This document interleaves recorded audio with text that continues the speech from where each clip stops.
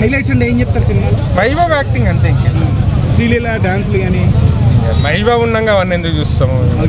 ఇప్పుడు కొంతమంది negative trolls చేస్తున్నారు కదా సినిమా బాగోలేదు, వాళ్ళకి నచ్చలేదేమో, మాకైతే బాగా నచ్చింది. రమ్యకృష్ణ గారి పర్ఫార్మెన్స్ అనిపించింది. రమ్యకృష్ణ మహేష్ బాబు బాండింగ్ అంతేం వాళ్ళ సీన్స్ కలిపి ఏం లేవు కదా. మహేష్ బాబు సినిమా అంతా మహేష్ బాబు ఉన్నాడు అంతే. సంక్రాంతి ఏం చెప్తారు సార్? హనుమాన్ సంక్రాంతి వెళ్ళారు హనుమాన్. సో మహేష్ బాబు గారు మొత్తం త్రూ అవుట్ మహేష్ బాబు గారు ఉంటారు కదా, మొత్తం కనిపించారు కదా సినిమాలతో పోలిస్తే ఈ సినిమా. డాన్స్ ఎక్సలెంట్ చేశాడు. మిగతా యాక్టింగ్ వన్ లైనర్స్ ఇంతకుముందు అంటే మహేష్ బాబు ఎప్పుడు excellent. So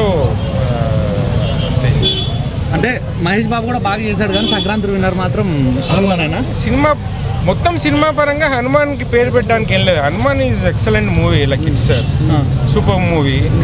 so Guntur Kaaram is an entertainer. You have to look at it as an entertainer. Sankranti విన్నర్గా చెప్పాలంటే హనుమాన్ అంటాను. ఓకే, ఇంకా సైంధవ్ రాలేదు కదా, మనం చూడలేదు.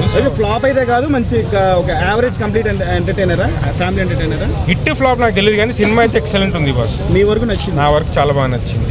మేము అందరం ఒక ఫ్యామిలీతో వచ్చాము, అందరికీ నచ్చింది. అవుట్ ఆఫ్ ఎంత రేటింగ్ ఇస్తారు గుంటూరు కారంకి? గుంటూరు కారంకా 3.5. హనుమాన్కి 5.